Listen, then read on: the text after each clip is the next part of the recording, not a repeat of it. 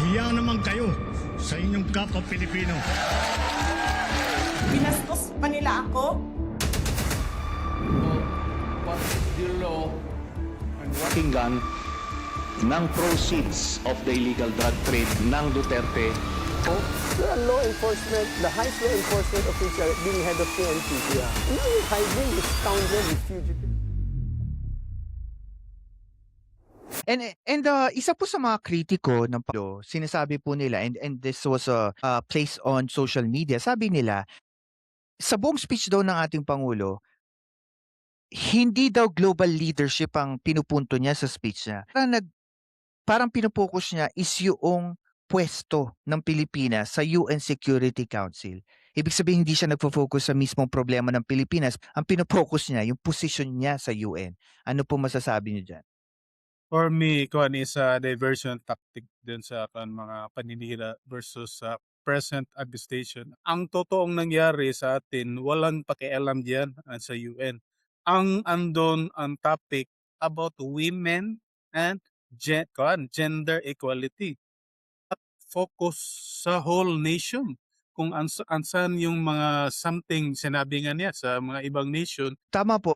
Pero kung tutusin, boss, kung titignan mo, wala rin namang masama kung ang pinupush niya rin yung pwesto ng Pilipinas sa UN Security Council. Kasi parang minsan naiisip ko rin, advantage din yun sa Pilipinas. Kasi if you're in a position sa UN Security Council, at least meron tayong nakaakibat na maaaring mas matinding suporta sa UN kung ano man ang mangyari sa West Philippine Sea, di ba?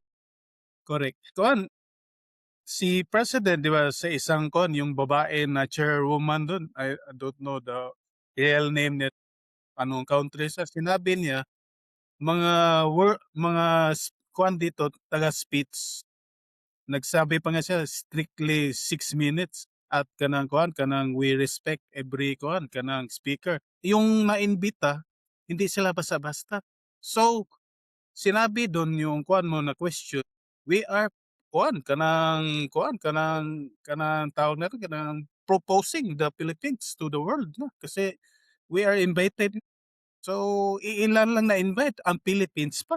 Yes, and also ang hindi kasi naiintindihan ng karamihan ng mga kritiko ng Pangulo is that kapag nasa center stage ang bansa and our president is representing the Republic of the Philippines, na nire-represent yung kaalyado niya sa Pilipinas, hindi lang loyalista. He is actually representing even the Filipinos dito sa Amerika.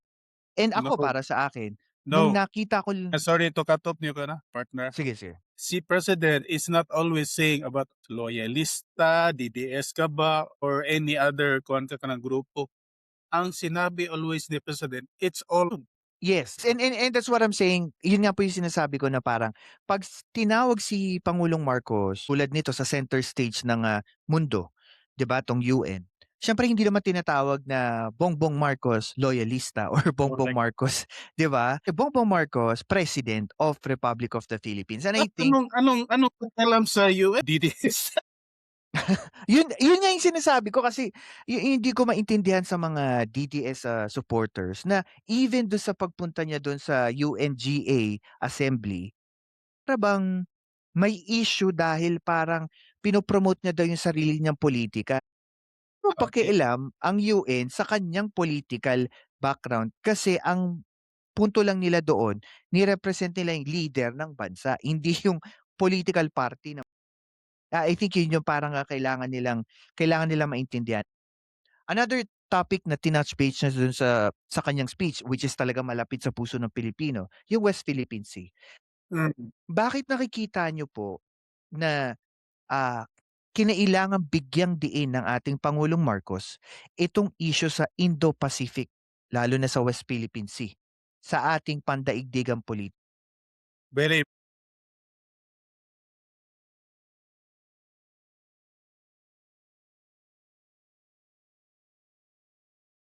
Mhm.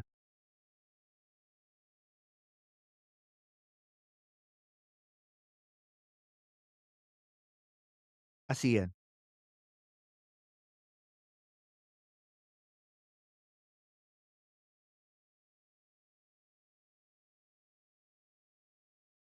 Hmm.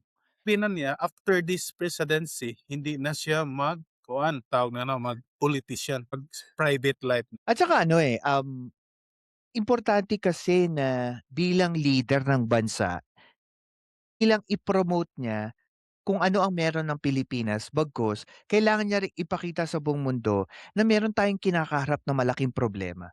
Which is Hmm. yung West Philippine Sea na yan, ang kaharap natin yung pangalawang pinakamalaking bansa sa buong mundo, which is China. And I think this is the right time para malaman ng ibang tao that the president is there by political means, pero naandun siya to seek partnership.